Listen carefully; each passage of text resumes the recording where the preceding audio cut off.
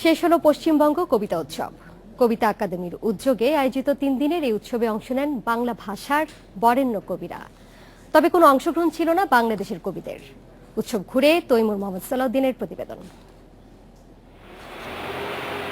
পৃথিবীতে মাত্র দ্বিতীয় উদাহরণ এটি। স্বতন্ত্র একটি সাহিত্য আকাদেমি থাকার পরও পশ্চিমবঙ্গ রাজ্য সরকারের মুখ্যমন্ত্রী মমতা বন্দ্যোপাধ্যায়ের প্রত্যক্ষ তত্ত্বাবধানে তৈরি হয়েছে পশ্চিমবঙ্গ কবিতা আকাদেমি।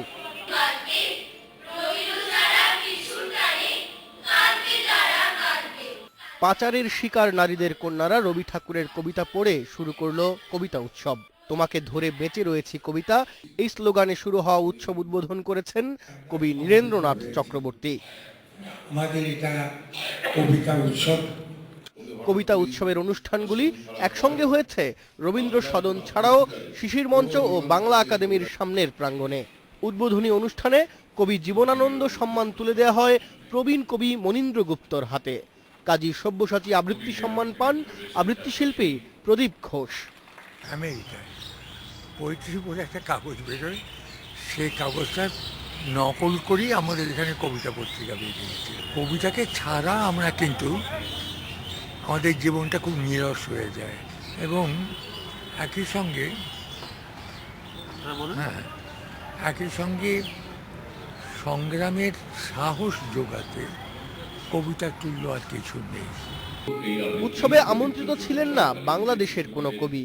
স্বয়ং কবিতা আকাদেমির সভাপতি বললেন, বাংলাদেশের কবিতা ছাড়া বাংলা কবিতা অসম্পূর্ণ।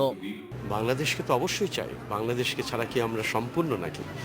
আমাদের ভাষায় তো সম্পূর্ণ নয়, কবিতায় সম্পূর্ণ নয়, সুতরাং বাংলাদেশ অবশ্যই আসবে। কবিতার যদি মান উন্নয়ন হয় সেটা কবিতা একাডেমির চেষ্টা করা উচিত।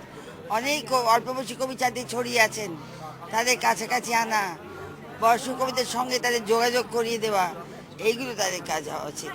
উদ্বোধনী আয়োজনের দিন আবৃত্তি ও কবিতা লেখার সঙ্গে যুক্ত অনেকেই কবিতার প্রতি ভালোবাসার আহ্বানে আয়োজিত পদযাত্রায় পা মেলান।